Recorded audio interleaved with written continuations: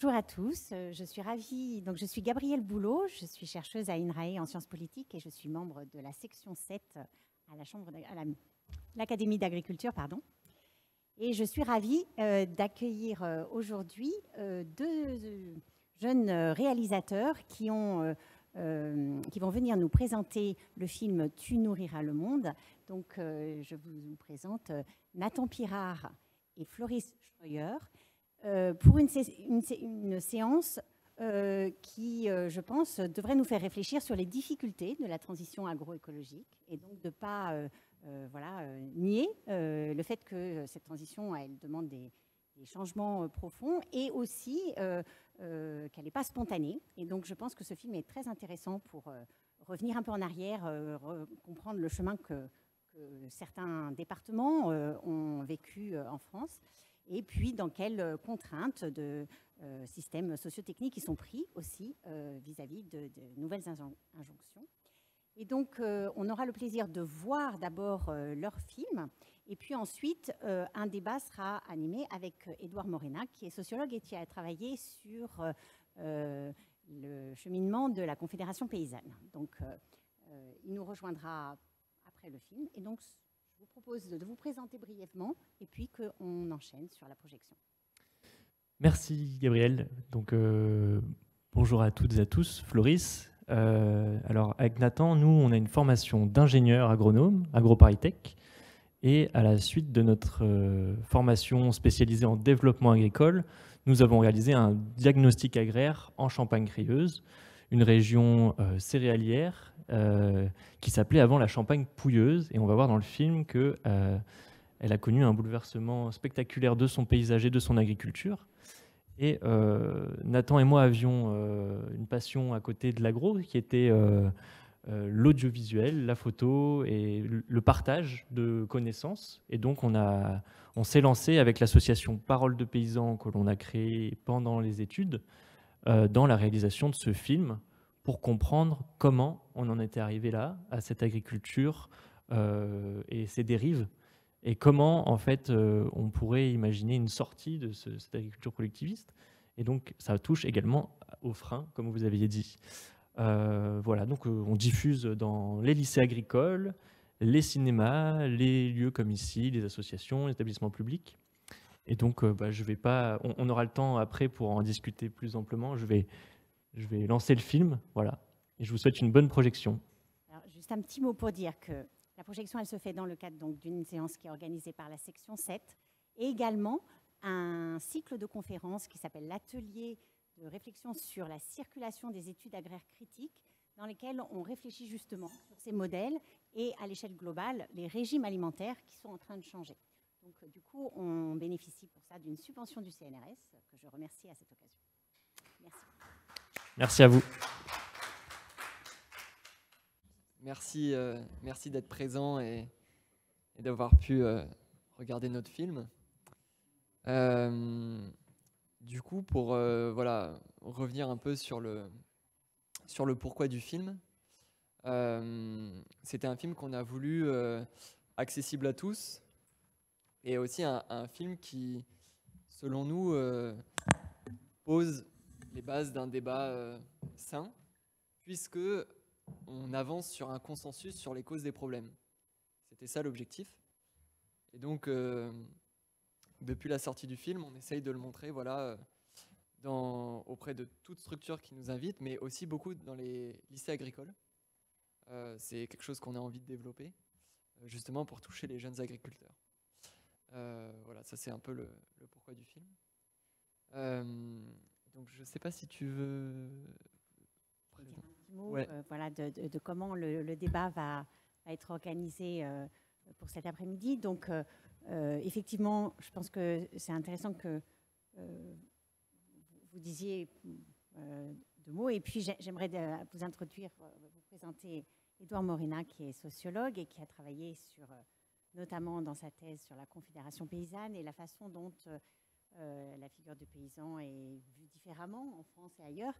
Et du coup, dans cette enceinte scientifique, je trouvais intéressant de vous proposer de décaler un peu le regard. Je pense qu'on est plusieurs à partager le constat que vous faites et donc aussi la manière dont vous tournez à la fin vers la manière de faire de la politique. Et donc, moi qui suis aussi politiste, ça m'intéresse d'amener ce débat sur, du coup, ça voudrait dire quoi, changer la politique, et c'est qui les acteurs, et qu'on débatte un peu de ça, au-delà de la figure peut-être un peu convenue du paysan qui serait assez consensuelle, et sur le fait qu'une agriculture paysanne, évidemment, c'est ce qu'on veut, et c'est les paysans qui ont à la fois le savoir-faire et un idéal d'autonomie qu'on peut assurer. Donc voilà, construire ensemble une politique, ça veut dire quoi? Et donc, je vous propose de faire réagir Édouard à votre film, vous donner ensuite la parole en réponse, et puis d'ouvrir plus largement le débat à l'ensemble de la salle, y compris sur le chat. Donc n'hésitez pas à poser vos questions par écrit sur le chat pour que je puisse les reprendre et les amener sur la table ronde. Édouard, il faut bien parler dans le micro. Bonjour à tous. Non, d'abord, merci pour l'invitation. J'ai vu le film avant, donc je n'étais pas dans la salle, mais je l'ai vu hier, hein, donc je vous rassure. Tout d'abord, je tiens vraiment à vous féliciter. C'était super. Je pense que tout le monde a aussi apprécié le film ici. En fait, justement, je pense que quand j'ai commencé, je m'attendais à autre chose dans un sens. Je trouve mais dans le bon sens du terme, parce que justement, ce que je trouve vraiment intéressant dans votre film, c'est justement la nuance en fait qu'il apporte. Notamment justement cette figure un peu de l'agriculteur. Je trouve que pour le coup, vous montrez bien en fait les contradictions, les contradictions, comment finalement leur expérience de la modernisation, elle n'était pas que subie quelque part, elle était aussi presque embrassée en fait. Comment finalement même leur rapport, comment ils revoient en fait cette période, finalement c'est aussi très nuancé. J'avais noté d'ailleurs des extraits en fait. À un moment donné, je crois que c'est Maurice Valois en fait qui dit je sais pas si c'était mieux, c'était pas plus mal, autrefois c'était quand même fatigant. Hein. Et je trouvais que c'était vraiment un extrait très très parlant parce qu'encore une fois, quelque part vous n'aviez pas l'obligation de le mettre. Vous auriez très bien pu vous contenter de garder les éléments qui parlent de comment la vie communautaire, la vie du village était mieux, comment on était nombreux, comment on faisait la fête ensemble, comment il y avait une sorte de solidarité presque organique au niveau de la communauté villageoise. Mais en fait, non, vous avez fait le choix aussi d'inclure ces éléments-là qui montrent que finalement, encore une fois, le regard qu'ils portent eux-mêmes, même encore aujourd'hui, et même suite à tous les dégâts aussi qu'a provoqué cette modernisation. Ici, encore une fois, je trouve que les images sont très parlantes, en fait. Ces images de plaine infinie qui reviennent en permanence. C'est du désert, en fait, sans vie, en quelque sorte. Ça renforce bien, en fait, les effets de la modernisation agricole. Mais quand même, quand vous interviewez ces gens-là, ils sont quand même en train de dire « oui, mais on avait quand même un travail très pénible ». Il raconte aussi, il y avait aussi un autre moment où là aussi, c'est quand les femmes parlent aussi. Il y a quelques extraits, la femme d'un des agriculteurs qui parle aussi des tâches qu'elles avaient à faire, en fait, et qui renvoie aussi à une sorte de ce travail dur aussi, où elle parlait de nourrir les hommes, de s'occuper du jardin, des bêtes. Il parle de vie dure. Tous ces éléments-là, vous les avez gardés. Encore une fois, je trouve que ça, c'est bien. Quelque part, c'est ce qui fait la force aussi de ce film, parce que ça renvoie aussi à ces contradictions, en fait, au fait que finalement, encore une fois, la modernisation d'après-guerre, elle était certes subie parce qu'il y a eu des choix politiques qui ont été faits, et en même temps, en fait, elle a été embrassée aussi, en tout cas, par les agriculteurs, parce que finalement, c'était aussi vu, en tout cas, par certains, comme aussi un mode d'émancipation, en fait, tout simplement. Et vous parlez aussi du fait que ça les a sortis de la pauvreté. Encore une fois, vous le mentionnez, ce point-là. Vous parlez aussi de la fierté qu'ils avaient, en fait, cette idée de nourrir la nation. comment finalement, en fait, on leur avait aussi assigné finalement une tâche qui était très forte. Ça me fait penser presque un peu aux mineurs, en fait, aussi. C'est un peu ces sortes de figures, tout comme le mineur est un peu la figure de l'après-guerre aussi, en fait, dans la figure de la reconstruction. Bah, quelque part, le paysan l'était aussi, en fait. Et du coup, ça, je trouvais que c'était vraiment très, très présent, en fait, dans votre film, et j'ai trouvé ça vraiment bien, parce qu'encore une fois, ça partait pas, en fait, dans une forme d'essentialisme non plus de la vie paysanne, de la vie de village. Il y avait aussi une reconnaissance aussi des difficultés. Et aussi, quelque part, et c'est ce qui est un peu sous-jacent, le fait que, en fait, l'agriculture et la pratique de l'agriculture, elle était aussi parfois subie à la base, en fait. Et du coup, à travers la modernisation, il y avait aussi la possibilité de partir. Et là, pour le coup, c'est peut-être sur ce point-là qui est moins présent dans le film, mais justement, c'est que vous intégrez les voix de ceux qui sont restés et ceux qui sont partis, en fait. Comment eux, ils ont vécu ça? Est-ce que c'est un déchirement pour eux? Est-ce qu'il y a des regrets? Ou est-ce qu'au contraire, en fait, ils sont finalement contents de ce qu'ils ont fait? Enfin, grâce à la modernisation, quelque part, ils ont pu aussi échapper de la vie de village, qui encore une fois est sous certains aspects potentiellement très bénéfique et satisfaisante, et en même temps, elle peut être aussi très lourde, en fait, très enfermante, en fait. Et du coup, c'était une sorte d'échappatoire aussi, quelque part, cette modernisation d'après-guerre. Donc, encore une fois, vous couvrez tellement dans votre film que ça serait vraiment bête de dire vous auriez dû intégrer les voix de ceux qui sont partis. Mais en tout cas, ça pourrait peut-être faire un beau film aussi, de faire un film sur ceux qui ne sont plus, en fait, là. Et d'essayer de comprendre aussi pourquoi ils sont partis et pourquoi ils ne sont pas revenus, en fait. Et quel rapport, en fait, ils entretiennent avec le village et la campagne qu'ils ont quittée. Enfin, moi, dans mes travaux sur la conf, c'est ce qui ressortait beaucoup, en fait, quand j'interviewais notamment des agriculteurs, enfin, des paysans de la conf qui étaient issus de l'Ouest, ils me parlaient en fait de leurs frères qui étaient contents de quitter la ferme, qui étaient contents de quitter le village parce qu'il y avait le poids des traditions, le poids de l'église, le poids du notable, toutes ces choses-là en fait qui étaient, c'était opprimant pour eux. Et donc aller travailler à l'usine à Nantes, c'était en fait une libération. Et du coup, c'était en fait quelque part pour eux, c'était quelque chose de bien en fait, de bénéfique, de souhaitable en fait. Et ils n'exprimaient même pas nécessairement de regret par rapport à ce départ.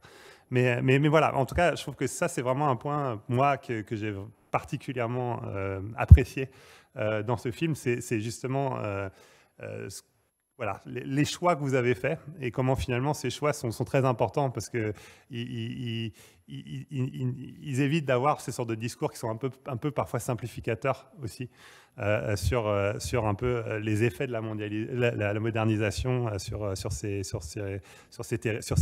territoires. Et d'ailleurs aussi, on en parlait juste avant, en fait, sur toute la partie de la fin, en fait, où la voiture s'arrête et il y a une sorte de marche arrière. Là aussi, c'est pareil, bon, ça renvoie un peu à ça, quelque part. C'est de ne pas partir sur ces sortes de discours qui ne reflètent pas nécessairement la complexité. Et c'est pour ça, d'ailleurs, cette séquence-là, je la trouve vraiment intéressante aussi, parce que vous interviewez, du coup, cet agriculteur conventionnel qui vous parle aussi de façon très honnête, en fait, sur pourquoi il ne se convertit pas au bio. Et là aussi, c'est intéressant parce que ça renvoie en fait à ces questionnements en fait, qui sont des questionnements très très concrets. En fait. Des questionnements sur le revenu, des questionnements sur voilà, sa capacité finalement à subvenir aux besoins de sa famille. Ce n'est pas nécessairement explicite, mais il y a aussi sûrement des questions liées à la pénibilité aussi, en fait, hein, qui se posent, qui, encore une fois, vous auriez pu ne pas les mettre, en fait. Mais donc, je pense que c'est vraiment bien que vous l'ayez gardé.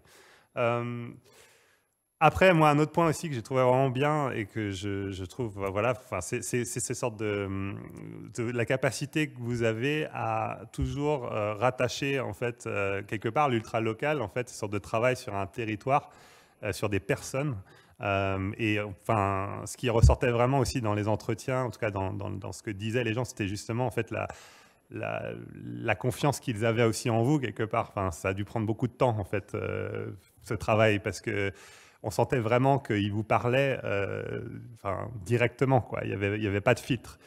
Et ça, je trouve que c'est parfois une des difficultés. En tout cas, c'est des difficultés que moi j'ai rencontrées quand je faisais mon terrain sur la Confédération paysanne au début. C'était que au début, en fait, ils sont presque habitués à jouer un rôle. En fait, ils sont presque habitués à dire ce qu'on a envie qu'ils nous disent. Et du coup, c'est presque comme si c'était un peu scripté. Et ça me fait toujours penser à ce papier de Bourdieu où il parle de sorte de classe pour autrui. La paysannerie, elle parle pas, elle est parlée, en fait. Et du coup, c'est comme s'ils avaient intégré aussi ces discours qu'on projette sur eux. En fait, tout comme les politiques, ils les ont intégrés, les discours aussi, y compris les discours sur des questions d'agriculture plus saine, bio, agriculture paysanne, etc., etc. En fait, hein. C'est aussi des discours qu'on leur impose presque des fois et qui reprennent un peu de manière mécanique. Et je pense que là, vous avez réussi à vraiment dépasser ça et à vraiment faire ressortir leurs vraies paroles pour le coup. Et je trouve que ça, c'est vraiment exceptionnel aussi. Enfin, je trouve ça vraiment, vraiment super. Et encore une fois, pour revenir à cette question du local et comment vous arrivez aussi à rattacher en fait ces histoires très, très localisées, ces histoires personnelles de personnes à en fait des phénomènes globaux. Et bon, c'est le titre du film aussi, hein, en fait, Tu nourriras le monde. Enfin, ça renvoie à ça. En fait, c'est comment finalement, voilà, cette sorte d'imbrication entre local et les choix politiques qui sont faits, parfois à l'échelle nationale, mais aussi parfois à l'échelle internationale. Ce qui se passe en fait à l'autre bout du monde, comment finalement ça a aussi une incidence sur le quotidien, en fait, sur la vie vécue en fait de ces personnes. Voilà, enfin moi je trouvais que c'était vraiment vraiment intéressant aussi, enfin de réussir à montrer finalement aussi cette imbrication. Mais voilà, encore une fois, les deux auraient pu être séparés, présentés séparément, mais en fait, vous avez réussi à faire joindre ces deux choses-là. Et ça, c'est un tour de force aussi, je trouve. Donc, voilà. Donc, j'ai que des choses positives à dire, hein. Je suis désolé, c'est pas vraiment un débat pour le coup. Mais en tout cas, voilà, merci. Si, je pense que les éléments du débat, ils viennent aussi de ce qui est rare par rapport à ce qu'on trouve habituellement. Et donc, c'est quand même, merci beaucoup d'avoir souligné ça. On va probablement ouvrir la parole à la salle. Mais juste avant, peut-être 2 points peut-être sur qu'est-ce qu'a fait que vous avez pu cocher ces cases que Édouard trouve précieuses et les conditions, peut-être aussi le travail que ça représente, un film comme ça. Alors, merci. Je pense qu'un des éléments qu'il est nécessaire de citer, c'est le fait qu'on a fait une formation d'ingénieur et une spécialité qui nous amène à avoir cette vision systémique dont tu parlais. Donc, avec à la fois une approche intéressante de terrain sur le local, et donc un diagnostic agraire qui a été fait en Champagne-Crieuse, où on a fait une enquête avec 80 personnes à peu près, où on a remonté toute cette histoire et où on a aussi, en tant qu'avec une casquette d'étudiants, gagné leur confiance. Donc c'était aussi à la fois riche parce qu'on avait un vivier de personnes et puis en plus on avait leur confiance. Et puis aussi toute la formation, je dirais, théorique qui nous amène à comprendre ce que c'est que la politique agricole commune, les liens qu'il y a entre le terrain, le territoire et le global. Et donc je remercie amplement la chaire d'agriculture comparée dont René Dumont, qui est dans le film, est le fondateur en fait, de nous avoir donné cette approche aussi qu'on n'aurait pas pu avoir, je pense, sans cette formation. Et puis après, je pense que la force qu'on a eue, c'est avec Nathan, on avait de part aussi cette formation qui était la même vision de ce qu'on voulait. Donc, avoir 2 réalisateurs qui ont la même vision exactement, c'est très puissant parce que du coup, on se complète et on sait où on va. Et donc, tout ce que tu as cité, c'était dans le scénario depuis le début. Et ce qui était dans le scénario depuis le début, c'était aussi qu'on voulait un film qui s'adresse à plusieurs publics différents, le monde agricole, le monde scolaire, les jeunes, le grand public. Et en fait, on a réussi ce pari, c'est que ce film, il peut être vu par tout le monde et compris par tout le monde. Et même les plus radicaux des écolos, ils trouvent leurs intérêts. Et on peut aussi parler à des gens qui découvrent le sujet. Voilà. Je sais pas si tu veux rajouter. Non, pas spécifiquement. Mais oui, enfin voilà, c'est que on avait fait un gros travail de terrain avant, les gens les avaient déjà rencontrés. Et puis aussi, ce qu'on a présenté, ce qu'ils ont senti aussi, je pense, c'est cette approche historique. Donc déjà, dans la démarche, on s'intéresse à eux et à leur histoire. Ça, c'était un peu aussi, d'une part pour nous, c'était important d'un point de vue purement intellectuel, et aussi, ça nous a beaucoup aidé là-dedans, quoi. C'était un détail. Alors, dans les doigts qui se sont levés, peut-être Sarah d'abord. Il faudrait un micro.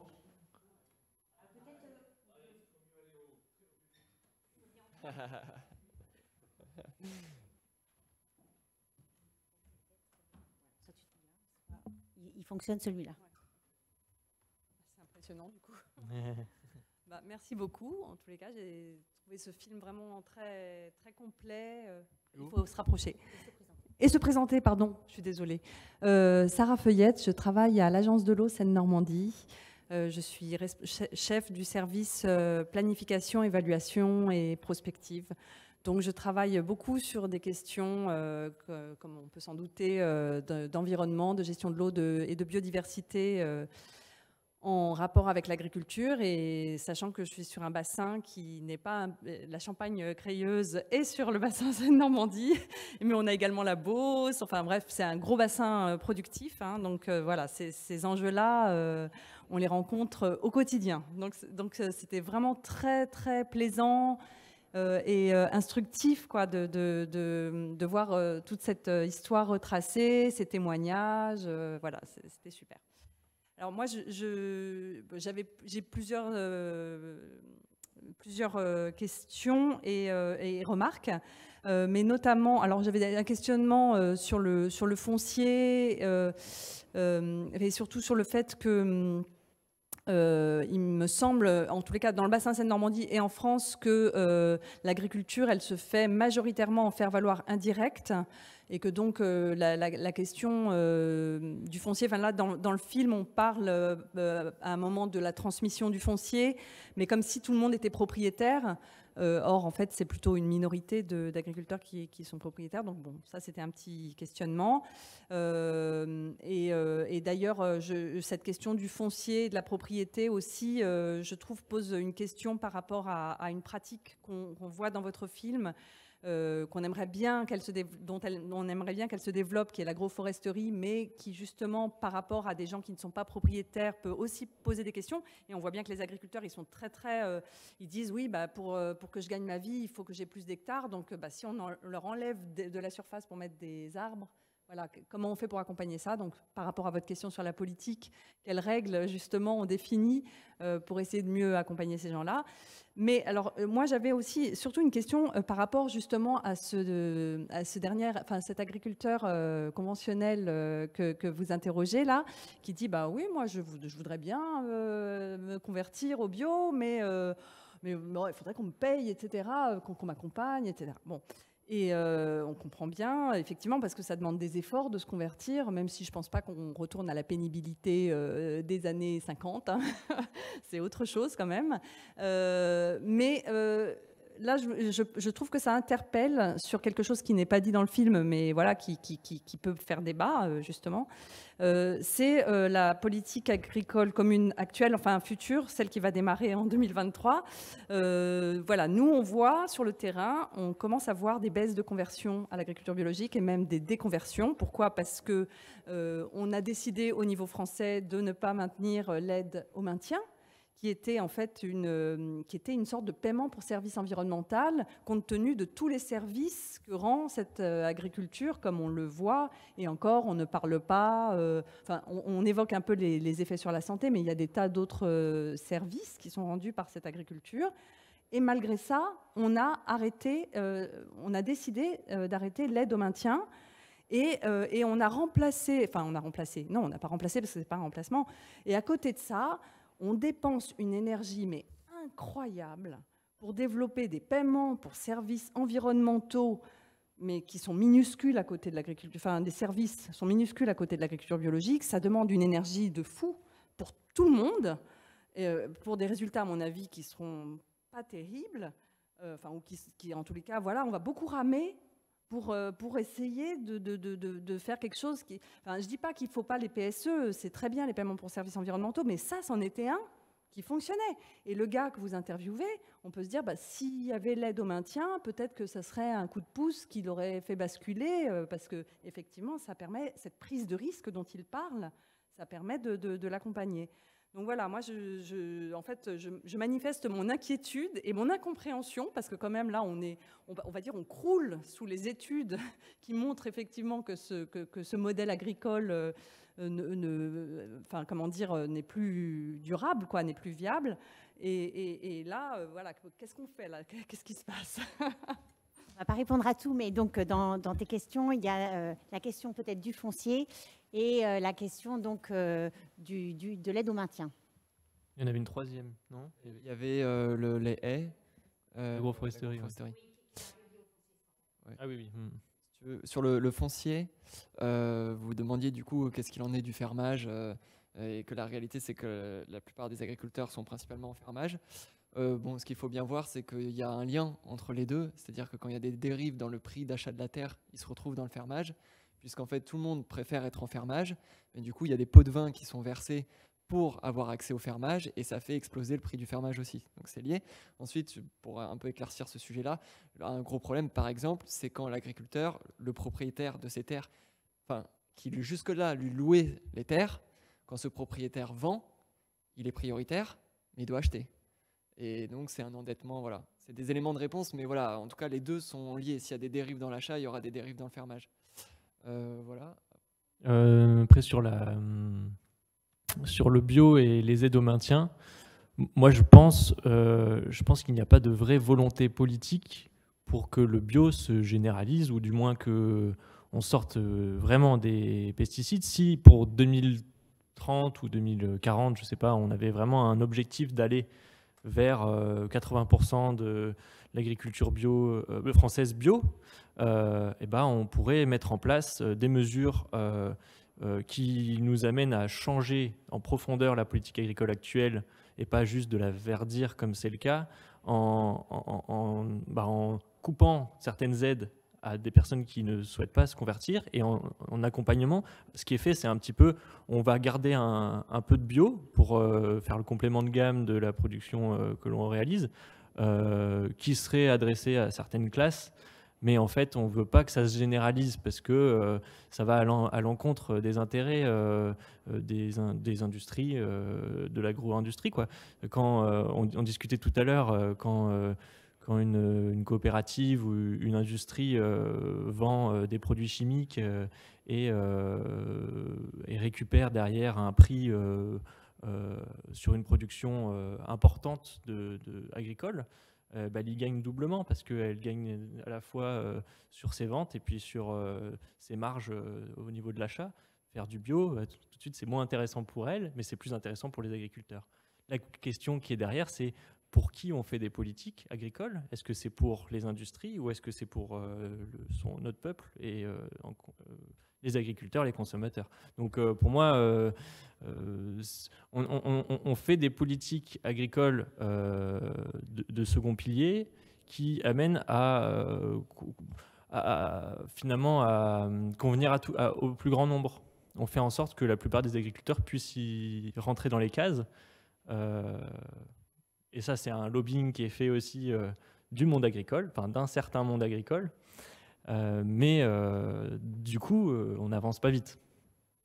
Et c'est pour rebondir aussi sur les haies, c'est aussi ce qu'on veut rappeler avec cette prise de parole de l'agriculteur, c'est que faire de l'agroécologie ambitieuse avec des haies, passer au bio, ça demande forcément une rémunération, et ça peut passer évidemment par le consommateur, mais sinon ça passera par le citoyen qui va payer des impôts, c'est la PAC.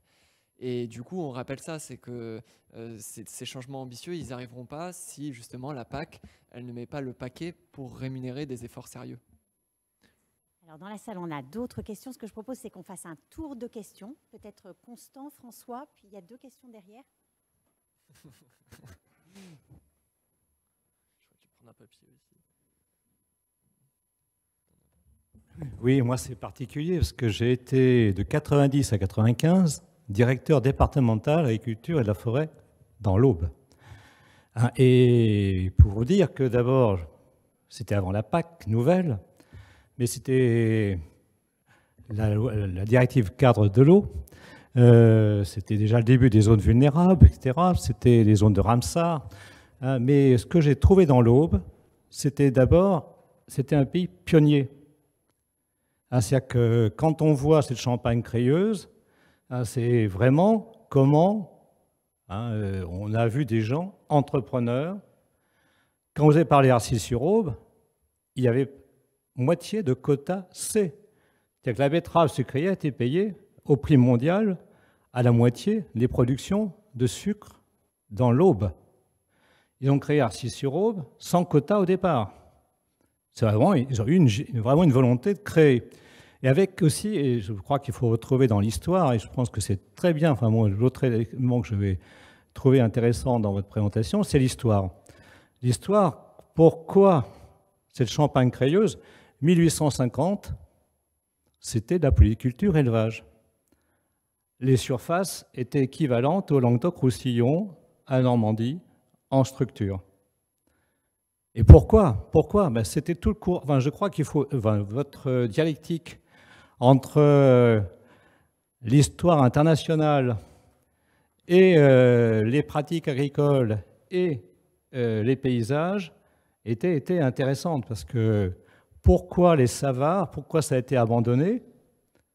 Eh bien, il ne faut pas oublier que quand on a fait le libre-échange sous Napoléon III, ça a créé quand même pas mal de dégâts. Hein, et que quand on pense que les moutons, avec notamment les lois qui ont protégé Méline, qui ont protégé toutes les cultures sauf la laine. Méline était député vosgien et protégeait les filatures qui avaient migré d'Alsace vers les Vosges.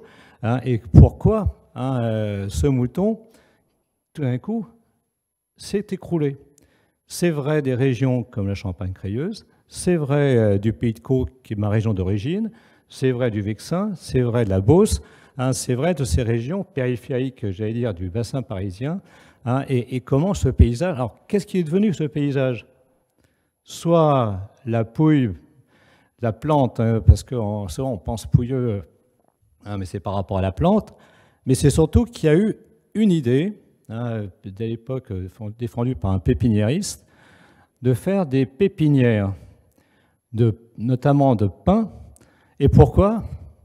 Pour faire du bois de mine.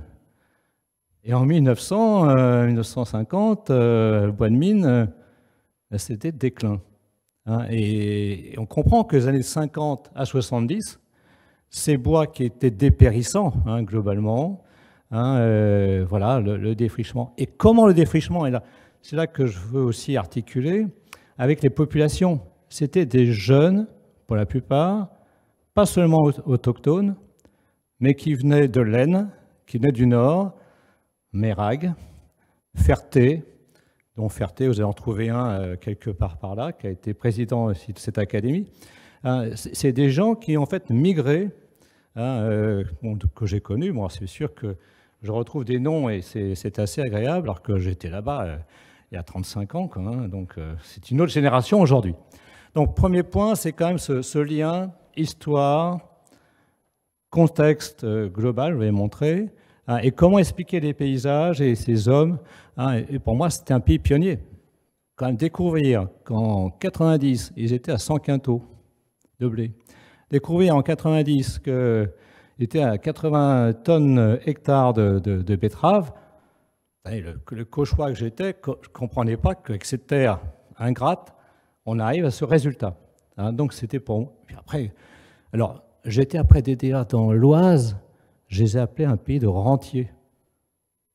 Ils étaient riches, les coopératives étaient ballantes, il n'y avait pas de structuration comme j'ai connu dans l'Aube. Donc là, je crois qu'on vit quand même avec des gens qui ont quand même ce caractère pionnier et qui restent. Parce que j'ai vu aussi, je ne l'ai pas trop montré, mais vous avez irrigation de pommes de terre au goutte à goutte, il y a 30 ans, pour faire des pommes de terre pour McCain, parce qu'il voulait des pommes de terre de qualité, mais aussi des légumes, etc.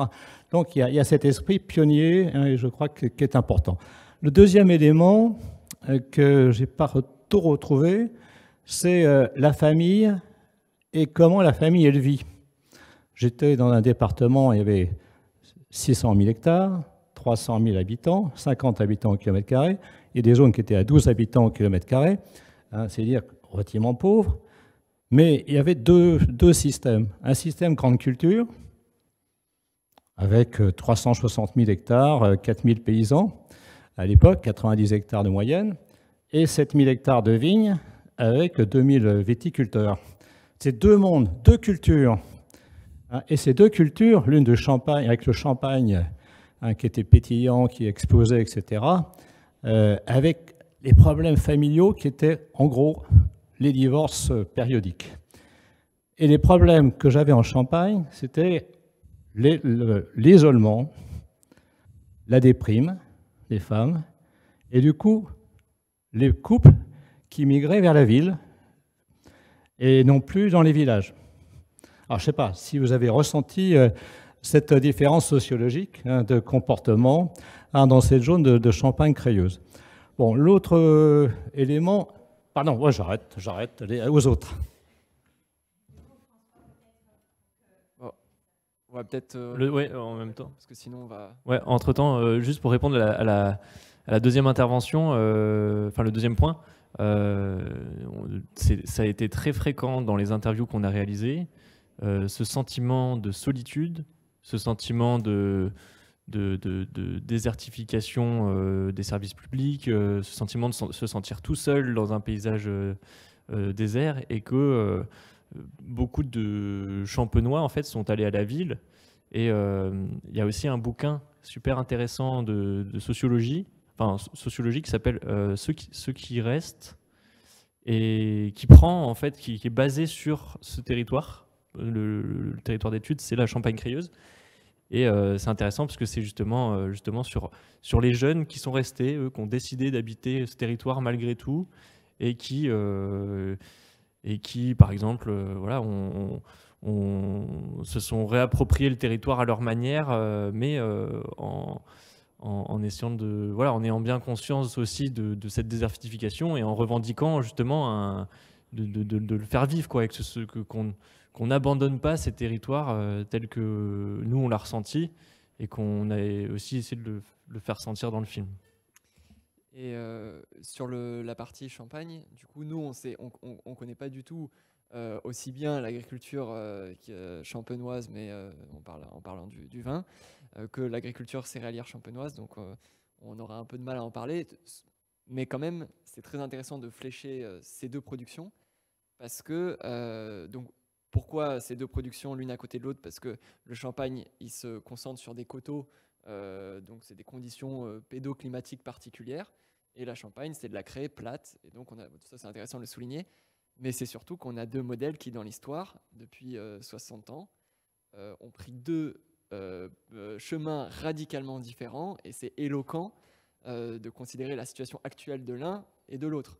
C'est-à-dire que d'un côté, chez les céréaliers, on part sur des productions destinées à l'export à très faible valeur ajoutée et très peu différenciées des autres marchandises du même type dans le monde.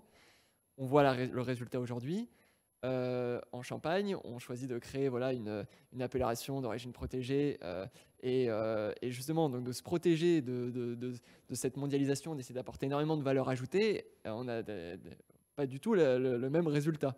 Alors il a ses propres problèmes avec des prix du foncier colossaux et une capitalisation, du capitalisme qui vient s'introduire là-dedans.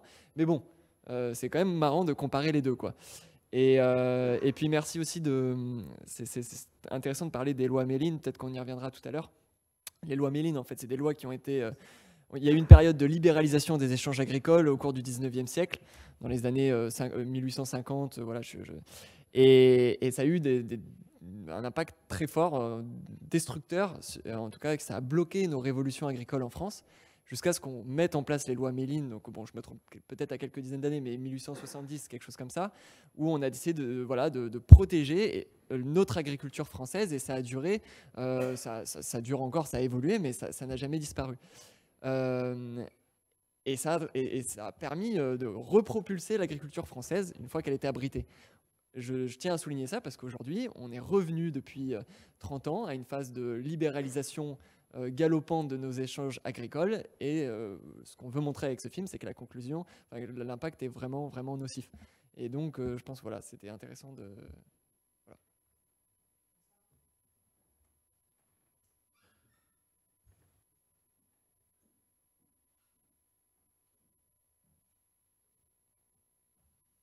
Alors moi, je voudrais, bien entendu, je vous félicite vraiment à la fois comme agronome et comme cinéaste, etc.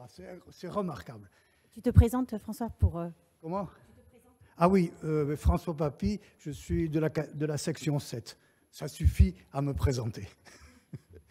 Qu'est-ce que je voulais dire ? Oui, mais alors je ne veux pas continuer dans les éloges. Je veux revenir sur un débat qui concerne l'avenir et qui concerne la rémunération de l'agriculture agroécologique et à la limite de l'agriculture biologique.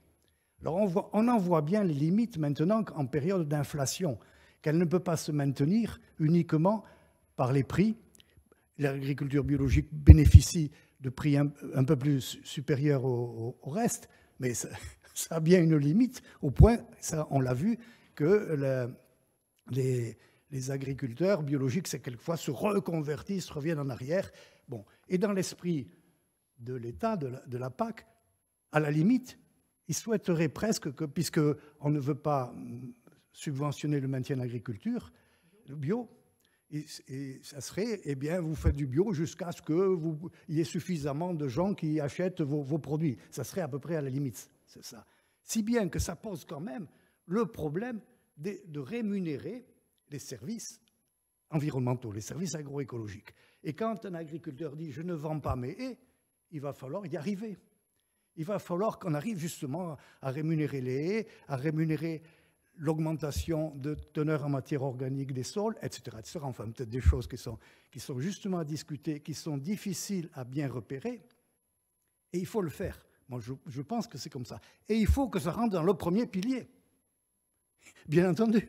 Pas dans le second. Et c'est pour ça que je pense qu'il faut que les agriculteurs bio et ceux qui veulent défendre l'agriculture biologique, agroécologique, et les écologistes qui veulent les défendre, il faut se bagarrer là-dessus, faire reconnaître justement les services écologiques que ces systèmes alternatifs rendent, arriver à les faire chiffrer et se bagarrer contre les services écologiques qui sont propulsés comme ça, sans forcément de vérification. Mais c'est là-dessus qu'il y a un débat important à faire.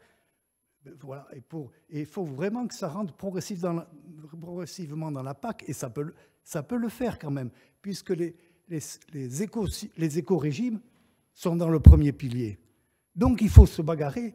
Il faut se bagarrer sur ces histoires d'éco-régime où on a beaucoup de bagarres à faire et en augmenter progressivement la part dans le premier pilier. Je pense qu'il n'y a que comme ça qu'on pourra faire. Sinon, la PAC hérite du virage qui s'est passé en 92, qui a fait que la rémunération des agriculteurs, parce qu'on était passé en concurrence internationale, les compensations sont restées toujours un peu des compensations à l'hectare. On traîne ça depuis longtemps, ça s'écologise, pas du tout, à peine. Et c'est là-dessus qu'il faut travailler. Merci pour cette intervention. Je partage ce que vous dites. Un détail près, c'est que vous dites qu'il n'y a que par le premier pilier. J'imagine bien que vous avez conscience qu'il y a d'autres leviers à activer, mais quand même, je veux rebondir. Il y a le premier pilier, mais on peut poser d'autres questions sur la PAC. Par exemple, entre aide à l'actif ou aide à l'hectare. Pour résumer un peu, la PAC, on a ce point de départ où on a des aides à l'hectare et on essaye de mettre des rustines. Alors peut-être que c'est pas des rustines, peut-être que c'est effectivement on va rester sur un système à l'hectare, mais très ambitieux, enfin avec des flèches bien fléchées, et des aides bien fléchées, et voilà. Mais on peut aussi penser d'autres façons. On a aussi, peut-être que Flo en parlera aujourd'hui, l'idée d'une politique, d'une PAC alimentaire à destination qui donne des aides aux consommateurs. Enfin voilà, juste pour préciser, on peut élargir le débat autour de la PAC. Mais effectivement, ce que vous soulignez, c'est que le premier pilier, pour ceux qui nous écoutent et qui connaissent pas bien la PAC, en fait, c'est au début, on a commencé il y a 20 ans avec des aides, voilà, un montant par hectare, et puis au bout d'un moment, on s'est dit non, mais si on veut faire de l'agroécologie, on va progressivement, au fur et à mesure des réformes, prendre une part de ces aides et les conditionner à des bonnes pratiques. Sauf qu'en fait, ce conditionnement, aujourd'hui, il est très faible parce que les lobbies s'y engouffrent comme dans du beurre, et en fait, font en sorte que la conditionnalité ne vaille pas grand-chose, parce qu'en fait, les agriculteurs font déjà les conditions, respectent déjà les conditions qui ne sont pas très ambitieuses. Voilà. Mais question, par exemple, des aides à l'actif. Donc ça, c'était un choix qu'on aurait pu faire dès les années 60. Bon, là, je remonte un peu, mais c'est-à-dire des aides, non pas d'une certaine façon proportionnelles à la taille de l'exploitation, que ce soit par exemple avec les prix garantis, donc combien elle va produire, ou que ce soit avec les aides à l'hectare, quelle surface elle fait. On aurait pu dès le début aller sur un modèle, chaque agriculteur gagnera tant, et on ne va pas le pousser à produire plus ou s'agrandir. Bon, ça a peut-être eu aussi son utilité avant, mais voilà.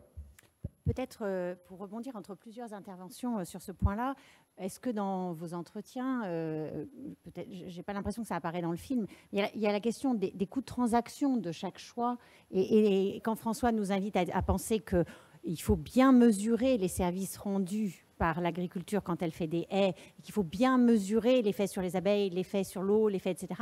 Est-ce qu'on n'est pas dans quelque chose dont la mesure elle-même coûte très cher, alors que peut-être l'aide à l'actif, c'est peut-être quelque chose qui est plus facile à mesurer et à rendre dans les arbitrages qu'il y a à faire. Et donc j'ai l'impression que, Sarah, c'était aussi un peu ça que tu disais. Bon, l'aide au maintien, c'est qu'on a déjà une procédure qui permet de mesurer ce que c'est que l'agriculture biologique. On l'aide parce que, a priori, bon, mais effectivement, ce n'est pas forcément complètement objectivé.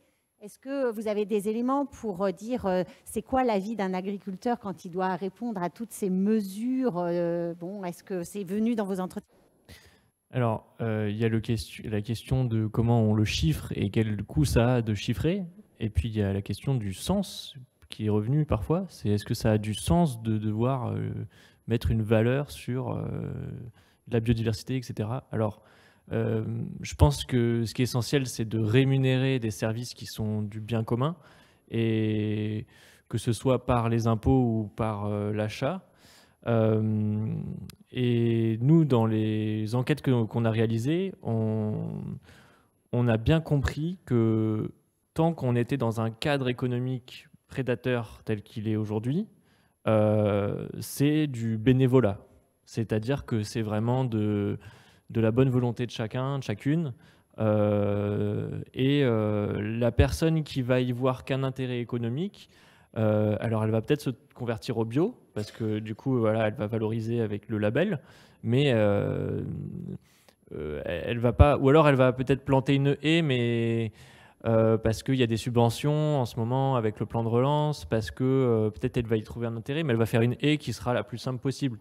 C'est ce qui se voit pas mal en Champagne-Crayeuse. Il y a d'autres organismes où là on partage des valeurs, où là on va planter des vrais haies, quoi. Et la question c'est est-ce que pour l'instant tout ça c'est laissé à la bonne volonté de chacun, comment on fait pour que on paye ces services-là? Et en fait, j'ai envie de dire, on les paye déjà, parce que, enfin, on les paye déjà. On paye, au lieu d'être dans la prévention, on est dans la réparation, et on paye avec nos impôts. Vous connaissez très bien, vous qui travaillez sur la gestion, enfin la qualité de l'eau et la gestion de l'eau. En fait, ça doit se chiffrer à des millions, je sais pas, et en plus vous n'y arrivez pas, voilà. Et nous, c'est notre argent à tous en tant que citoyens. Donc, c'est juste comment on prend l'argent et où est-ce qu'on le distribue. Voilà, c'est... Et moi, j'ai bien aimé aussi l'idée que vous avez soulevée, qui est est-ce qu'il n'y a pas des mesures plus économes que d'autres? Et je partage entièrement Plusieurs choses qu'on peut flécher. Déjà, remettre du protectionnisme intelligent, pas bloquer bêtement, mais remettre du protectionnisme aux frontières, c'est aussi un truc dont on n'a pas encore parlé, mais ça conditionne absolument tout, parce qu'on aura beau faire tous les efforts qu'on veut, si les citoyens français voient débarquer dans leur grande surface à un prix abattable des produits qui ne respectent pas du tout les conditions environnementales, nos conditions, nos normes en Europe, c'est d'une absurdité absolue. Donc il y a ça. Vous disiez voilà, des aides à l'actif, moi je peux aussi parler des quotas. Il y a eu des productions où on a mis en place des quotas, par exemple sur les betteraves dans cette région, et c'est vraiment constitutif de l'agriculture de cette région. On en a mis sur le lait. Les quotas de betteraves, ils étaient là avant ceux du lait. C'était un système où on limite la production, mais par contre, on garantit un prix rémunérateur aux agriculteurs. Donc finalement, ça ne nous coûte pas grand-chose en tant que collectivité. On n'a pas vraiment à verser des aides, on a à limiter la production. Et alors les betteraves, ça pose des questions d'un point de vue consommation de pesticides, etc. Et c'est une production dont il va falloir justement limiter peut-être déjà la surface, mais aussi l'utilisation d'intrants. Les quotas, c'était quand même pas trop mal pour ça, parce qu'avec un quota, on a sur 5-10 ans, on sait combien il va être payé. Et donc on peut réfléchir, se dire voilà, je vais réduire ma sol comme ça, ou je vais faire comme l'un des agriculteurs fait dans le film, c'est vraiment optimiser les traitements, ça coûte super cher, pourquoi pas, mais au moins on a une visibilité. En 2017, on a supprimé les quotas betteraviers. Voilà. Et donc voilà, c'est des choses pour rebondir. Et pour compléter, si on regarde, il y a la question aussi de qu'est-ce qu'on produit quand on sait que dans ce qu'on produit, dans la totalité des céréales qu'on produit en France, il y a uniquement 10% de ces céréales qui va nourrir les Français. Il y a 40% qui va nourrir le bétail et 50% qui est exporté pour nourrir bétail et humains. Donc, à partir de là, il y a plein de questions qui sont soulevées. Et par exemple, aujourd'hui, l'Europe et la PAC, finalement, s'inscrivent dans un cadre plus large qui sont, par exemple, les traités de Lisbonne ou d'autres traités qui interdisent toute harmonisation par le haut. Et l'harmonisation ne peut qu'être faite par le bas, à savoir, c'est les pays où les normes sociales et environnementales sont les plus basses qui vont décider du prix. Et un des outils qui est, par exemple, proposé par la Confédération paysanne, c'est de proposer des prix d'entrée qui devraient s'aligner sur ceux de notre territoire et qui, du coup, ce qui est fait aujourd'hui, c'est des taxes à l'importation qui donc sont pour les pays qui exportent une taxe mais qui est proportionnelle au prix auquel ils exportent. Donc une tomate qui est exportée d'Espagne en France à 1 €, si elle est taxée à 50%, elle va coûter que 50 € à l'État espagnol. Du coup, ça incite l'État, si nous, gouvernement français, on demande à ce que cette valeur elle soit augmentée, eux, ils vont faire en sorte que le coût de production soit toujours plus bas. Alors que si on demande un prix d'entrée qui s'aligne, c'est de l'addition. Et dans ce cas, l'État espagnol a juste intérêt à ce que finalement les produits coûtent plus cher parce qu'ils aient moins de taxes à faire. Et en fait, on tire tout le monde vers le haut comme ça, et on va dans une logique inverse qui est celle d'harmoniser tout le monde par le bas, comme c'est fait depuis qu'on a libéralisé l'agriculture partout dans le monde. Pardon. Circuler la parole. Donc, parmi les personnes qui ne se sont pas encore exprimées, peut-être si vous pouvez venir... et puis je redonnerai la parole aux personnes qui se sont exprimées ensuite.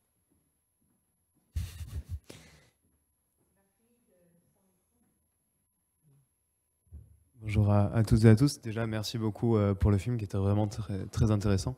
Donc moi, je m'appelle Louis Biavlo-Fischer, je suis en thèse à Paris 1 en sciences politiques. Je travaille plutôt sur les transitions... Pardon, ouais, merci. Les transitions plutôt en viticulture, mais voilà, l'agriculture m'intéresse en général. Je m'associe du coup aux commentaires d'Edouard Morena. C'était vraiment très intéressant ce portrait tout en nuances, en fait, justement, des paysans. Et parfois on a tendance à oublier que c'est aussi juste des gens qui font leur métier. En fait, on leur fait peser une responsabilité qui est écrasante, mais in fine, eux, ils sont là pour produire à manger. Et c'est vrai qu'on leur demande une réflexivité qui est juste énorme, qu'on ne demande pas à d'autres professions.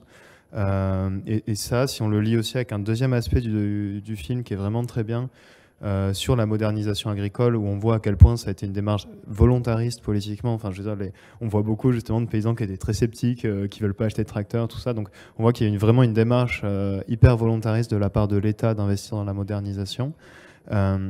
Donc ces deux éléments-là, en fait, ça questionne, je trouve, la place qu'on voit peut-être moins de toutes les organisations intermédiaires, les organisations professionnelles agricoles, dont on pourrait penser que c'est plutôt le rôle, pour le coup, de produire cette réflexivité, de produire des mécanismes de transformation des pratiques. C'est pas forcément aux paysans eux-mêmes de le faire. Donc voilà, est-ce qu'on le voit pas trop parce que ça revient pas forcément on voit quelquefois des membres du syndicalisme majoritaire ou du Crédit Agricole, mais on va dire ça reste un petit peu en filigrane. Donc est-ce que c'est parce que les agriculteurs eux-mêmes en parlent pas, ou est-ce que c'est un parti pris? Et deuxième petite question sur la place des femmes. Je ne sais pas si c'est un effet de montage, c'est assez intéressant, mais il me semble que le seul moment où on voit des femmes, c'est donc les anciennes qui vont témoigner d'une époque où l'agriculture était une agriculture de couple essentiellement et familiale, ou alors du coup le couple d'agriculteurs bio qui vont être dans des alternatives, mais surtout le passage un petit peu contemporain, conventionnel, qui n'est pas alternatif ni ancien. Là, il me semble qu'il n'y a aucune femme. Donc est-ce que c'est juste un effet de montage, voilà, je sais pas si, ou est-ce que c'est aussi quelque chose que vous avez croisé sur le terrain? Voilà, merci beaucoup. Alors, pour répondre sur les femmes, il y a deux choses. Je pense qu'on n'a pas rencontré beaucoup de femmes sur le terrain.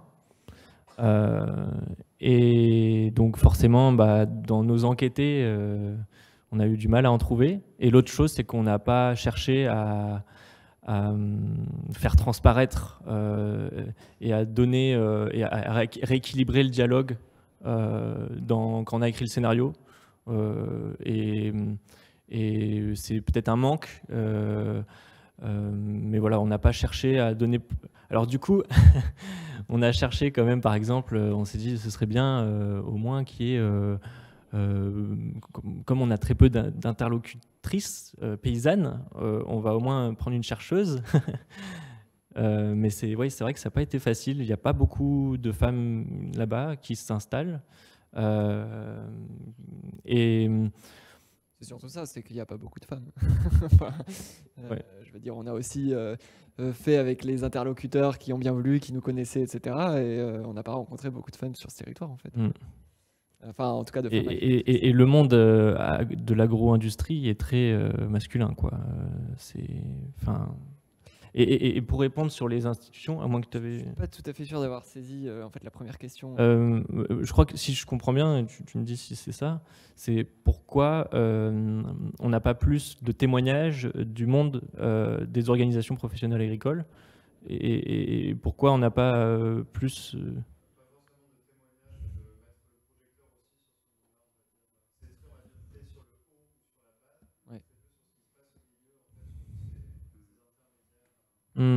Je pense que... Alors, il y a plusieurs choses. Il y avait aussi on pouvait pas traiter tous les sujets. Et tu vois, par exemple, il y a quelque chose qui est vraiment absent du film. On parle de beaucoup de choses, mais on parle pas de la répartition de la valeur le long de la chaîne entre distributeurs, industriels, etc. Il y a un énorme sujet là-dedans. C'est l'un des gros freins qui est absent du film. On a dû faire des choix. Et si on avait parlé des coopératives, etc., on aurait fini par aborder ce sujet-là. Le seul fois où c'est traité, c'est quand Antoine il dit je récupère que 7% de la valeur d'une baguette. Mais c'est vrai qu'il n'y a qu'à ce moment-là qu'on peut imaginer ce que ça veut dire. Ensuite, il y avait un peu cette volonté, d'un point de vue des syndicats, il y avait un peu cette volonté d'avoir la parole des agriculteurs eux-mêmes, et pas forcément de rentrer justement dans des conflits politiques intersyndicales. Voilà, nous, c'était un choix, hein, c'était nous les agriculteurs, voilà, sinon on s'embarquait encore dans autre chose. On aurait pu plus parler effectivement du rôle des différents syndicats. À un moment, on a hésité à le faire, mais pareil, on a raccourci dans les années 90, c'est hyper intéressant. Parce qu'il y a vraiment les trois syndicats. On a des archives où on voit les trois syndicats qui sont dans leurs positions respectives, avec la FNSEA par exemple, qui dans les années 90 n'allait pas pour les quotas, elle est contre les quotas. Il y a la Confédération paysanne qui, elle, est pour des quotas et des aides à l'actif, etc. Et on en a un qui surgit, qui est la coordination rurale, qui lui estime qu'avec la signature des accords du GATT, la FNSEA a trahi le monde agricole, et donc eux réagissent sur la libéralisation de l'agriculture, et donc il y a des manifestations assez démonstratives dans les années 90 avec le blocage de Paris, donc les agriculteurs qui viennent bloquer les routes qui donnent accès à Paris. Donc effectivement, ça aurait été très intéressant d'avoir le rôle des syndicats. Et puis après, sur les coopératives, effectivement, comme monsieur l'a dit, il y a eu cette agriculture, elle s'est construite autour de filières et de coopératives. Et c'est vrai que ça aurait été un sujet assez intéressant. Ouais. Je vous invite à poser votre question. Oui, Antoine Messéan, agronome, et je travaille sur les transitions et les freins et leviers et la diversification des systèmes de culture. Et je suis membre de la section 1. Alors 1, ça veut dire production végétale. Parce que François n'a pas précisé le nom de ta section. Bon, les belles images, la nuance, ça a été dit. L'humanité, de faire parler, je trouve que c'est une très bonne idée. Je suis jaloux, moi, de pouvoir faire ça sur nos affaires. On en a parlé avec Floris et Nathan. 2, c'est un peu l'histoire de ma famille. Moi, je viens de Picardie, pas de l'Oise, mais de la Somme. Mes parents ont vécu un peu le même processus. Et puis 3, je travaille sur les freins et leviers, et on a eu ici une séance, on va en refaire une l'an prochain, conscience sur les freins enfin surtout les leviers maintenant, parce que les freins, on commence à bien les connaître, et je trouve que vous l'avez très bien rendu. Par le visuel, ce que nous, on a rendu chercheurs par des rapports, des articles, qui ne parlent pas beaucoup aux gens, là, vous l'avez bien rendu. Et l'absence de jugement moral, moi, je trouve que c'est extrêmement important. Eduardo l'a dit, je trouve que c'est une qualité exceptionnelle dans le débat public qui nous manque cruellement. Et ça, il faut l'exploiter. Bon. Alors maintenant, la suite, parce que c'est ça qui est important. Il y a 2 points. Alors, vous insistez beaucoup, à la fois sur la PAC, mais la dernière phrase, c'est quand même les règles du jeu collectivement, comment on fait. Et c'est là-dessus que je voudrais insister, parce que ce n'est pas qu'une histoire de PAC, parce que le modèle des années 60, Pisani le dit très bien, il faut changer une politique qui a marché, il faut la changer parce qu'elle a changé le monde. Et c'est un impératif. Il a dit on aurait pu le faire en 75, il a dit ça en 93 ou 95, c'est toujours pas fait. Pourquoi ? Parce qu'on ne peut plus refaire le coup des années 60, où il y avait un projet clair, consensuel, une démocratie qui fonctionnait différemment, avec quand même les acteurs professionnels, enfin politiques, scientifiques, acteurs professionnels, qui formaient un club, et c'était eux qui décidaient, c'est fini.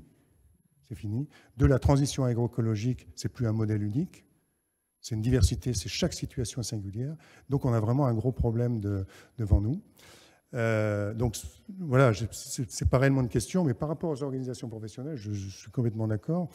C'est pas que la politique. Quand on analyse les freins, on voit que les freins, ils existent à tous les niveaux. Politique, évidemment, agricole, réglementation, développement, industrie et recherche. Il y a la recherche. On n'a pas encore intégré le changement de paradigme. Nos pratiques sont encore celles de l'ancien monde. Tous ces gens que j'ai cités. Le pire, c'est que chacun en est conscient. Je parlais avec des coopératives ce midi. Ils sont conscients qu'il faut changer de business model. Elles ne savent pas comment. Mais personne ne trouvera la solution, chacun dans son coin.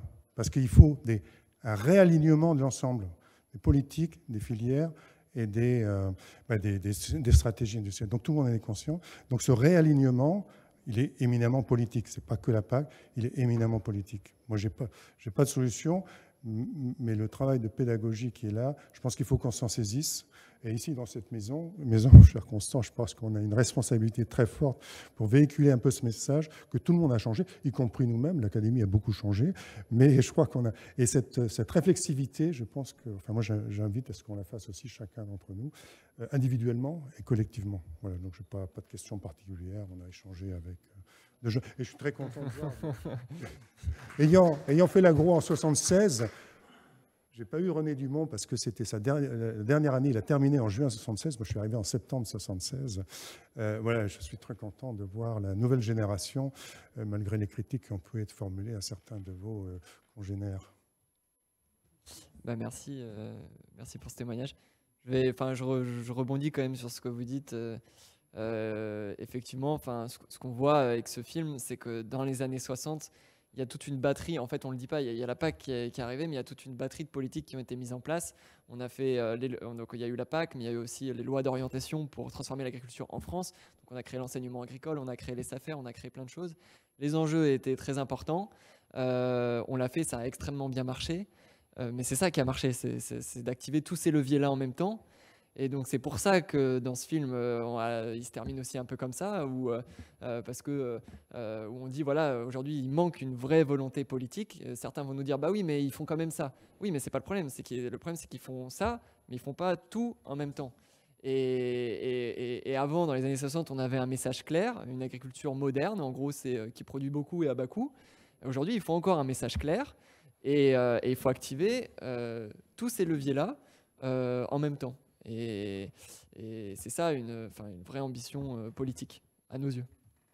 Et du coup, ce que ça amène implicitement, c'est aussi, si ça se fait pas, c'est aussi parce que dans les années 60, il y avait tout à construire. Aujourd'hui, il y a des choses à détricoter, il y a des intérêts qui vont à l'encontre aussi de cette transition écologique. Enfin, il faut quand même l'avoir en tête. Une autre question ? Bonjour, moi je suis simple citoyenne. Enfin, je fais partie du CPTG, Collectif pour les terres de Gonesse, pour les préserver de l'urbanisation. Et je suis surtout simple citoyenne consommatrice. Et quand on dit que la transition agroécologique, on attend qu'elle soit payée par les consommateurs, finalement, c'est ce que j'ai entendu à un moment dans le film. Et je trouve qu'en tant que consommateur, on n'est pas tellement aidé pour savoir quel produit est vraiment de qualité écologique, parce qu'il y a une publicité sur les produits qui fait qu'on croit acheter dans un premier temps un produit bio. Et en fait, quand on regarde un peu mieux, par exemple pour les œufs, il faut aller voir un tout petit 0 sur le référencement pour savoir que c'est vraiment bio. Et une fois, du coup, je passe beaucoup de temps à faire mes courses. Et j'ai acheté une fois des œufs en me disant, celui-là, il y a un agriculteur très sympa dessus. Il y avait suffisamment de choses pour me dire, ce sont des œufs bio. Et en rentrant chez moi, j'ai regardé juste les petites... Il n'y avait pas le 0. Il y avait même un 3 ou un 4. Donc, je pense que c'est un problème. Voilà. Il me semble que c'est quelque chose à... Merci pour ce témoignage. Ouais, rapidement. Pour moi, tout est politisable.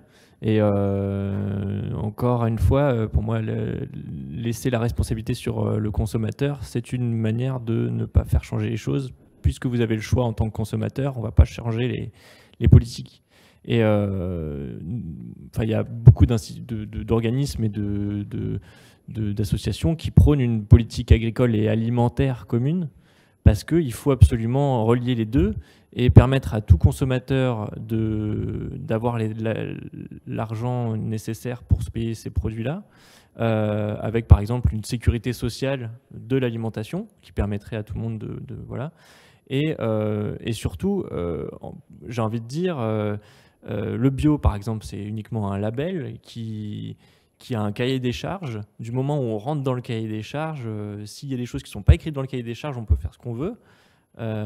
Donc, à partir de là, en tant que consommateur, si on s'arrête qu'à ça, on peut être berné. Et donc, il faut, je pense qu'il faut qu'on politise ces questions-là et qu'on fasse en sorte que l'alimentation soit aussi importante dans les décisions que l'agriculture, parce que c'est autant lié, quoi.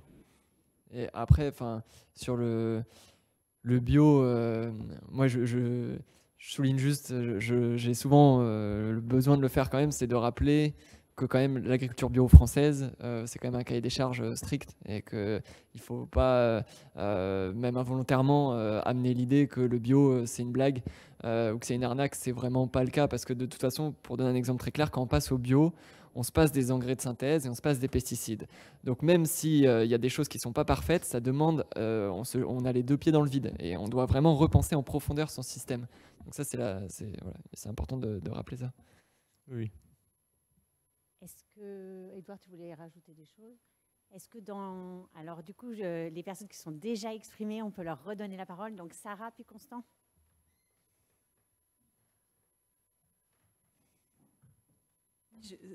Tous ces débats, ça me donnait envie et encore plus celui dont on vient de parler, ça me donnait envie de parler d'évoquer 3 leviers, enfin plutôt 2 leviers par rapport aux politiques et déjà le levier fiscal dont on n'a pas trop parlé et peut-être il faut rappeler qu'il y a quand même des politiques fiscales qui incitent à la mécanisation. Par exemple, les bonnes années, on paye moins d'impôts quand on achète des machines. Donc ça, c'est quand même une politique. Voilà, c'est pas la PAC, c'est une politique française. Donc il y a peut-être des choses à régler de ce côté-là. Et effectivement, la question des débouchés et donc des consommateurs, entre autres, sachant que là, il y a peut-être matière un peu à s'inquiéter parce que il y a plein de labels quand on fait ses courses, effectivement. Il y a haute valeur environnementale, il y a 0 résidu de pesticides, etc. Donc le consommateur, il est un peu perdu dans tout ça. Et là, on nous parle d'un éco-score qui devrait arriver pour noter les aliments. Or, là, cet éco-score, en fait, il va être discriminant pour essayer d'inciter le consommateur à acheter moins de viande et acheter plus de légumes. J'ai quelques doutes là-dessus. Mais par contre, il ne va pas du tout être discriminant sur l'environnement dont vous avez parlé là, c'est-à-dire la biodiversité, les sols, l'eau, vous n'en avez pas trop parlé, mais moi je connais bien. Et donc ça, c'est vraiment très inquiétant. Donc voilà, je manifeste mon inquiétude, encore une fois. Et dernière chose, sur le levier des débouchés, il y a aussi les projets alimentaires territoriaux qui sont un levier intéressant. Sauf que, pareil, alors là, les projets alimentaires territoriaux, ce qui est en train de se passer, c'est qu'ils sont complètement focalisés sur le local. Ce qui est important, c'est le local. Et par contre, même quand il y a des agriculteurs bio locaux, les collectivités les ignorent. Enfin, je ne dis pas que c'est généralisé à tous les projets alimentaires territoriaux qui sont en cours d'élaboration, mais on a pas mal de retours de terrain qui montrent que, bizarrement, c'est focalisé sur l'agriculture locale. On aimerait bien qu'il y ait une dimension un peu plus environnementale, de tenir compte des sols, de la biodiversité, de l'eau, etc. Constant, pour terminer, je ne sais pas combien de temps on se donne d'habitude pour ce type de débat, mais... Non, mais ce qu'on était dans... Pardon. Oh non, allez-y. Oui, on était dans les leviers. Bon. Moi, il me paraît... Bon, je reviens d'Andalousie, de 10 jours, là, quand je vois le problème de l'eau. Quand on voit les tomates, concombres et maintenant les framboises de toute l'année, 365 jours arrivés pas loin du Guadalquivir, voilà, on se pose la question quand même, voilà, l'eau qu'on produit quelque part, qu'on utilise quelque part, quelle charge elle représente dans nos produits alimentaires au niveau du consommateur. Donc déjà, je pense que c'est un levier, qui est un levier global, qui n'est pas un levier franco-français. Il est aussi français, mais pas que franco-français. Le deuxième levier, c'est le sol. Quand on voit comment est née la pédologie, elle est née de ces Russes qui ont commencé à vouloir classer les sols, la richesse des sols, pour les impôts.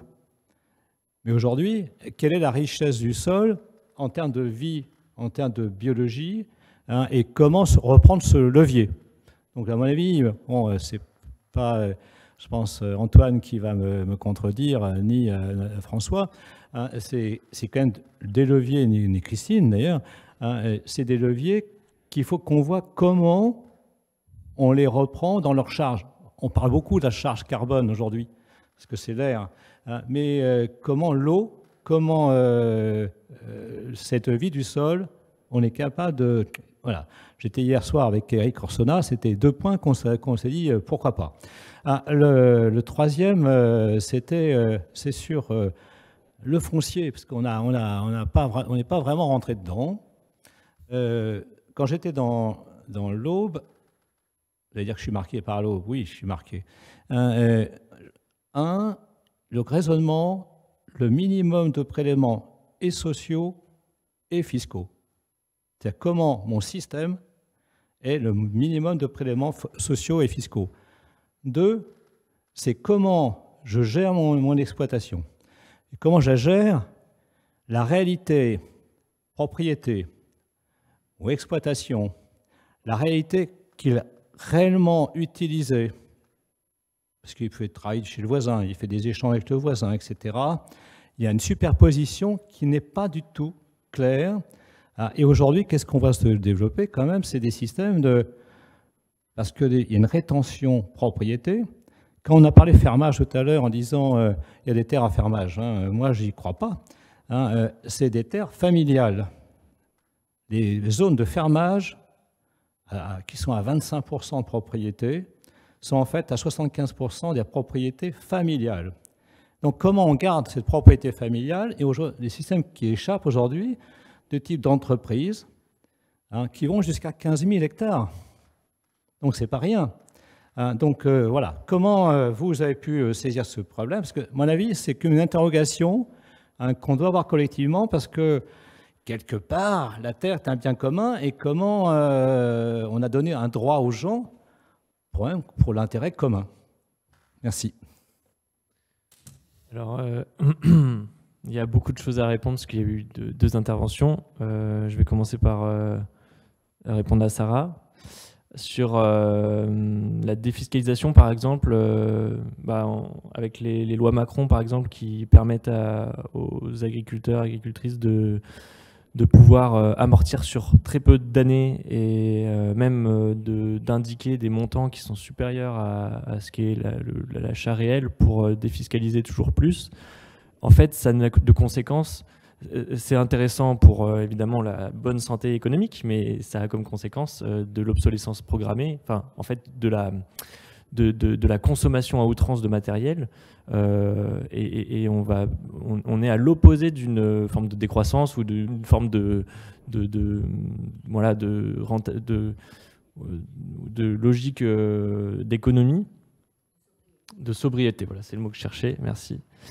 Et je pense qu'il y a énormément à faire là-dessus, même si ça ne fera pas beaucoup plaisir au monde agricole et au monde entrepreneurial d'ailleurs, qui du coup saute sur l'occasion parce que quand on est dans des logiques d'endettement et de fuite en avant, ça arrange bien de pouvoir défiscaliser. Et dans la défiscalisation, il y a des choses qui sont très, très, très rusées aussi dans l'agroalimentaire. Par exemple, les grandes surfaces peuvent aujourd'hui défiscaliser depuis la loi Egalim leurs dons faits à l'aide alimentaire comme les Restos du Cœur, etc. Et en fait, ça légitime le système productiviste de produire toujours plus parce que, de toute manière, ces produits-là, ils trouvent un débouché qui concerne quand même 7 millions de personnes et qui, du coup, nos impôts, on va payer le fait qu'on va gaspiller ces produits-là alors qu'on pourrait produire moins et mieux. Et voilà. Et sur les éco-scores ou sur toutes les formes de labels, pour moi, c'est très dangereux parce qu'en fait, une fois encore, on va laisser la condition sociale, environnementale, etc. des travailleurs et des travailleuses et de l'environnement à la bonne volonté du consommateur qui est souvent coincé entre nourrir sa famille et sa conscience. Voilà. Et aujourd'hui, si ça avance pas plus, c'est parce qu'on délègue tout sur des labels, on réfléchit maintenant à pourquoi pas intégrer des enjeux sociaux dans le label bio, mais si on fait ça, en fait, on va toujours plus loin dans la responsabilisation de l'individu, alors qu'il faut absolument qu'on politise ces questions-là et que l'État joue son rôle de souverain pour son peuple, quoi. Et ça, on s'en éloigne dangereusement de plus en plus, quoi. Et moi, ça me fait peur, personnellement. Je rebondis là-dessus. Enfin, il y a un moment, très simplement, pourquoi est-ce qu'on a besoin de faire tous ces labels et pourquoi est-ce que juste on ne fait pas en sorte que toute la production qui débarque dans le magasin soit qualitative? Enfin, c'est un peu trivial, mais il y a un moment, là, on arrive dans des absurdités voilà, qui sont dangereuses pour le bio, en fait, aussi, parce que trop de labels tue le label. Et voilà. Moi, j'ai fini, mais si tu veux... Sur les déductions fiscales, donc tu parlais de la loi Macron, mais c'est un truc historique où on a mis en place des systèmes qui font qu'on pousse les agriculteurs à acheter des machines et on réduit les impôts qu'ils vont payer sur ces machines. Et du coup, ça a des gros problèmes. Déjà, c'est une aide indirectement qui va dans la poche des concessionnaires de machines. C'est quand même, voilà. C'est une perte d'entrée d'argent dans les poches de l'État. Et c'est aussi ça qui fait qu'après, les agriculteurs ont des retraites misérables et qui, du coup, vont devoir vendre leur foncier extrêmement cher. Donc, en vrai, c'est effectivement quelque chose à soulever. Après, vous parliez des plans alimentaires territoriaux, des projets alimentaires territoriaux. Pourquoi est-ce qu'ils vont que sur le local? Alors moi, pour le coup, je comprends ce que vous voulez dire. C'est une question ouverte. C'est une question ouverte. C'est un débat. Nous, à force d'aller débattre avec les agriculteurs, il y a cette question qui vient, qui est est-ce que vous voulez aller vers le tout bio? Et est-ce qu'il n'y a pas d'autres systèmes qui marchent très bien?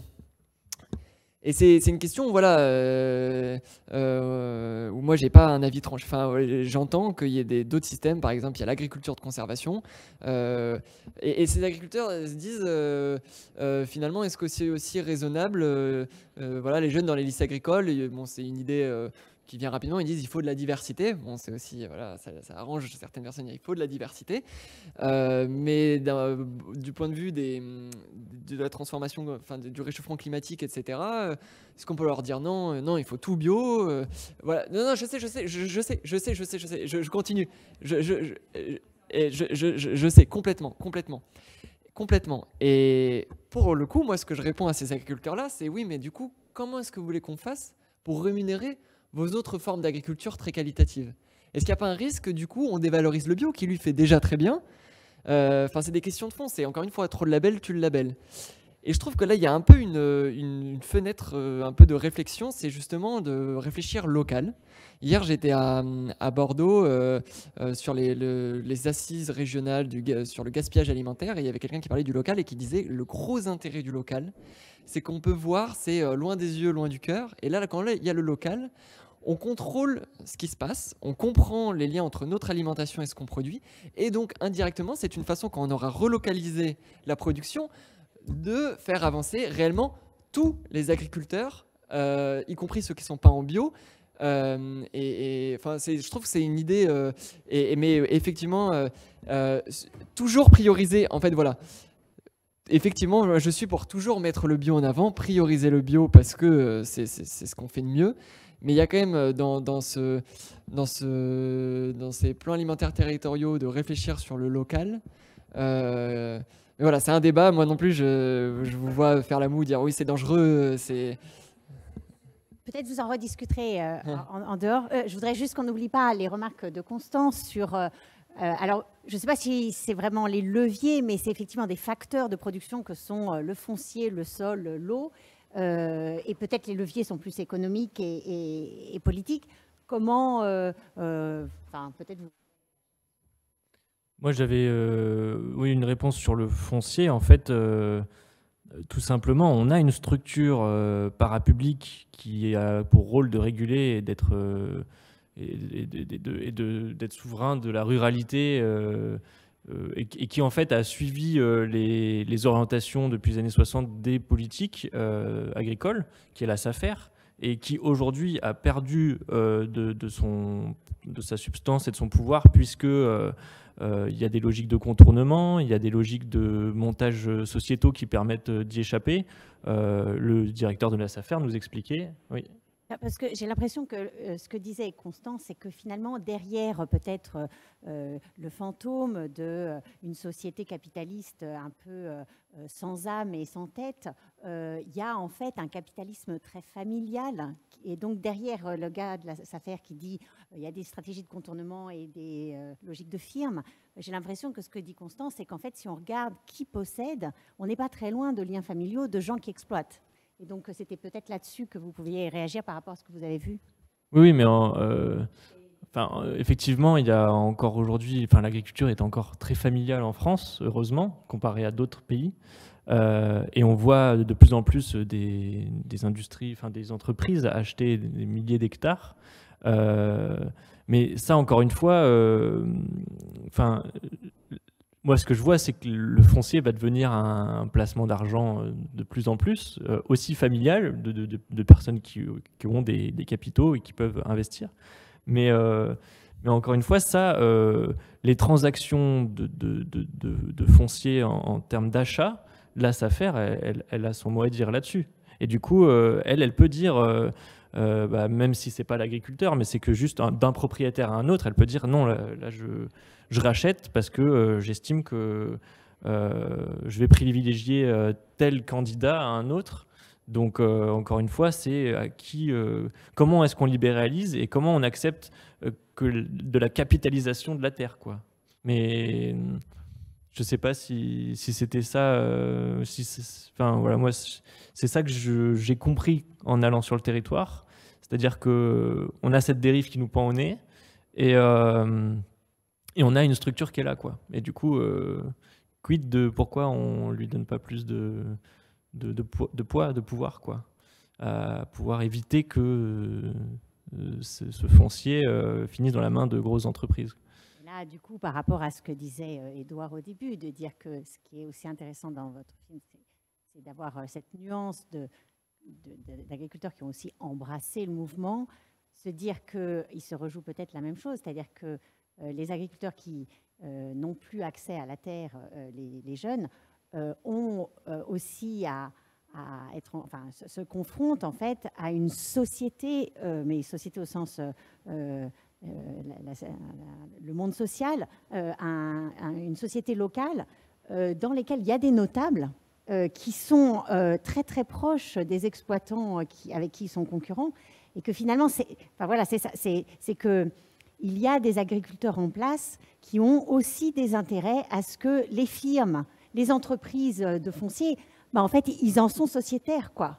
Et donc, peut-être aussi d'étudier la société champenoise comme étant aussi partie prenante de ce contournement des affaires, quoi.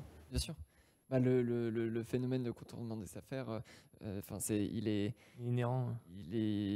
C'est les agriculteurs champenois qui le conduisent. Vous disiez, en fait, voilà, on a des exploitations certes familiales, mais qui sont sur 15 000 hectares. Donc, parce que... voilà, là-dessus, effectivement, ça pose question. C'est pas parce que c'est familial que ça peut faire 15 000 hectares. Bon, déjà, il y a des choses qui peuvent être mises en place. Bon, déjà, voilà, quand on rencontre le directeur de la SAFER ou quand on parle SAFER, lui-même tire un peu le signal d'alarme où il dit, quand j'ai quelqu'un qui n'est pas issu du milieu agricole qui arrive et que j'ai un fils d'agriculteur qui va pouvoir récupérer la terre d'un proche, mais on sait très bien qu'en fait, il va récupérer les terres des proches et qu'il est déjà sur une exploitation à 200 hectares, ça va le faire passer sur 400 hectares. Même si c'est le fils et que c'est un jeune qui s'installe aussi ou qui s'agrandit, bah oui, peut-être qu'il va falloir réfléchir et faire venir, sortir justement du sacro-saint cercle familial et faire venir des gens d'ailleurs. Donc il y a cette question-là. Ensuite, pour limiter... donc la SAFER, elle agit et donc elle a un indicateur qui lui dit, départemental, au-dessus de telle surface, c'est considéré comme de l'agrandissement excessif. Sauf que l'ordre de grandeur, c'est 300 hectares. Bah, c'est déjà trop, en fait. C'est-à-dire que l'agrandissement excessif, il est déjà... voilà. Et donc là aussi, il y a... effectivement, il y a encore beaucoup à faire du côté des SAFER et de tout ça, quoi. Il ne faut pas être dupe non plus. Pour donner des chiffres, la SAFER n'a en Champagne, dans le Grand Est, de pouvoir que sur à peu près 5% du foncier, et le reste lui échappe complètement. Ça, c'est un premier chiffre. Un deuxième chiffre pour savoir, on parle beaucoup de terre de liens qui du coup justement répond un peu à votre question aussi, parce que c'est des épargnants qui vont acheter, qui vont placer leur argent pour que Terre de Liens puisse acheter des terres et installer des jeunes qui ont des projets considérés comme agroécologiques. Donc on a besoin en fait de centaines de Terres de Liens partout, et il en faut énormément parce que c'est peut-être un des futurs du foncier. Mais aujourd'hui, en 20 ans d'existence, Terre de Liens a installé le nombre de fermes qui disparaît chaque semaine. Donc ça veut dire que leur action, elle est essentielle et c'est un service qu'il faut amplifier largement, mais il faudrait qu'elle soit 1000 fois plus grande pour venir à peine équilibrer l'érosion du monde agricole qu'on connaît aujourd'hui. Donc quand on a ces deux chiffres entre la SAFER et Terre de Liens, on se dit qu'il y a urgence et que et qu'on est, on est tout petit en fait face à la libéralisation des terres et de la spéculation foncière. Et toujours pour continuer sur la SAFER, donc le chiffre de 5%, en fait, c'est que avec les montages sociétaires, c'est à peu près les systèmes de montage sociétaire pour éviter le contrôle de la SAFER, ça représente à peu près la moitié des transactions. Et en surface, je crois que c'est 10 fois plus. C'est-à-dire que, en fait, là déjà on arrive à la SAFER finalement avec sa moitié de transactions, c'est que 10% des surfaces du territoire. Je ne sais plus comment on arrive aux 5%, mais à la fin c'est 5%. Et il y avait ça. Pareil sur la SAFER, donc nous on a rencontré le directeur de la SAFER qui nous dit voilà, ça avance quand même du point de vue de l'indépendance des SAFER. C'est que historiquement, jusqu'à il y a une dizaine d'années, le siège de la SAFER était dans celui de la FNSE. Là, il y a 10 ans, ils ont fait une action symbolique, c'est de séparer les deux sièges. Voilà. Ensuite, il nous dit voilà, bon, maintenant, dans notre président, nos administrateurs, c'est quand même des gens qui s'inscrivent en rupture justement avec la SAFER qui aidait à l'agrandissement. Bon, on le croyait bien volontiers, enfin, on le croit, on l'espère. Moi, il y a encore des questions qui siège à la SAFER. Donc maintenant, il y a les collectivités territoriales, les assos, c'est super, mais il y a encore les assurances, les banques. Moi, ça me pose question. Qu'est-ce qu'elles font là? Et finalement, on peut juger de la viabilité économique d'un projet grâce aux chambres, et pas forcément grâce aux banques et aux assurances. Et elles vont évidemment plutôt pousser à celui qui achète beaucoup de machines. Donc voilà, il y a plein de questions à creuser. C'est passionnant et c'est grâce à ce film qu'on a eu tous ces échanges. Donc encore une fois, grand merci.